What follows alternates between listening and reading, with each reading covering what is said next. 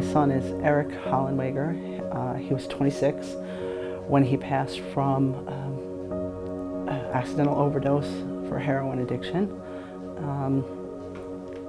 He struggled with addiction for about 8 years.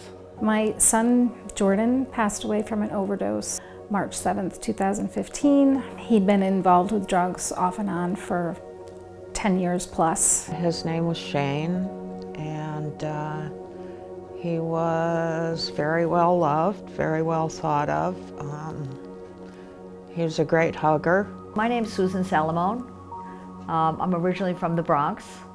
Justin was my oldest son, the oldest of 4 boys. And he died at 29. And he struggled for about 4 years. My son is Kyle Downey. He passed away 11 months ago, and he died of a heroin overdose. In the beginning, it was really a physical pain of loss.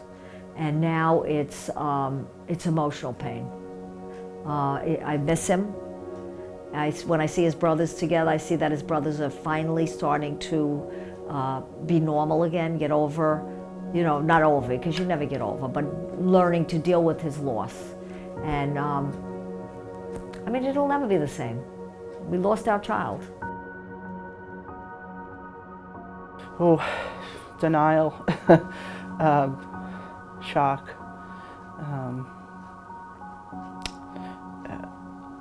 and then kind of a heart-wrenching agony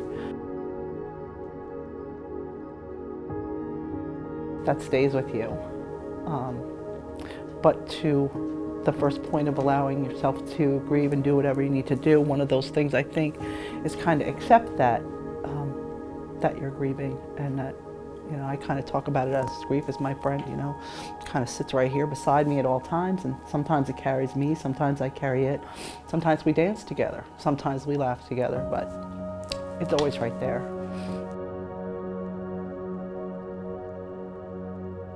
I want to keep going, and I believe that my loved one, I believe Eric would want me to keep going, and I believe that he did not want to be the person he was to us, and in his addiction.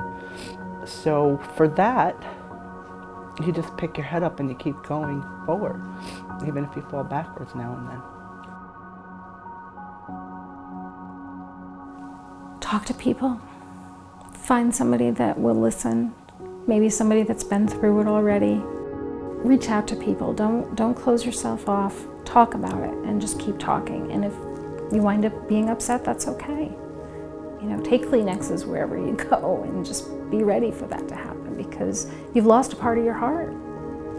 No matter what that person was, that was your child. That's a part of you, and you lost them.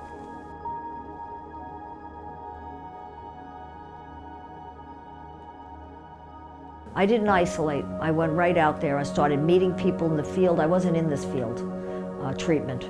I started meeting people, telling them my story. I just, I don't even remember, I'll tell you the truth. All I know is I would wake up crying every day. And I would get dressed and pull my bootstraps on and go meet people that were in this field and learn more and more about it. I learned a lot about it. And that's what I did, and that's what I continue to do now. I worked in a school for a while, teaching prevention classes to, elementary school kids to stay away from drugs. Everybody deals with this their own way, but everyone feels guilt. The guilt of losing your child to a drug overdose because of the stigma associated with it, and because the fact that it wasn't, society doesn't believe it's an illness, although it is an illness. That's something that has to be indoctrinated, and that's a cultural change in our society. And so we don't believe it's an illness because we were brought up with the fact that it's not an illness. So of course we feel guilt. I'm envious of other people's lives going on, when you see that going on. And so in social situations, people talking about their kids, or you know, very innocently, not meaning anything. Take the lead and in letting people know, friends and family, that it's perfectly acceptable to talk about the person, because people, myself included, before this happened, tend to have this idea in their mind that if they don't mention the person, they're somehow sparing you. As if there's any chance that they would remind you of what you've lost by saying the name. So if you let people know just by laughing about the funny things that they said, or, you know, especially remembering the happy times. I want to keep his memory alive, and I want to see his face and his smile in everything that I do.